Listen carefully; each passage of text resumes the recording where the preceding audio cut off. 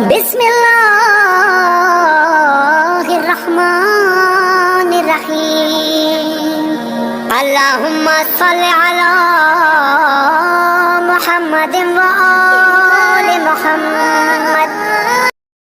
خود امام حسن مجتبیٰ نے جب سنا کہ دشمنوں نے پانی بند کر دیا، کہا بابا ہمارے سپاہی پیاسے ہیں۔ سلام عزیز خدا، سلام امید جہان۔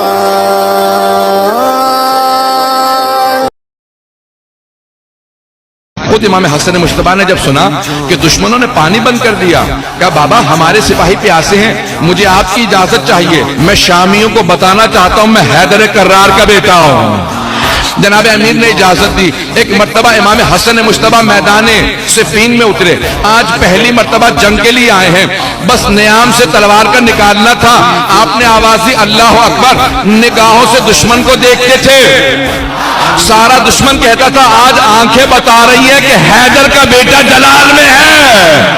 آپ نے پوری فوج کو دھکیلنا شروع کیا، جب پورے لشکر کو اٹھا کے ایک مرتبہ پیچھے دھکیلا، ایک تلوار سے پورے لشکر کو اس طرح سے بھگایا کہ سارا لشکر اقرار کر رہا تھا حیدر کا حیدر بیٹا آ گیا ہے۔ جناب امام حسن مجتبیٰ نے ایک تلوار سے پورے لشکر کو اٹھا کے پھینکنا شروع کیا، جو سامنے آتا تھا مارا جاتا تھا، جو بھاگتا تھا کہ فرار کرنے دو۔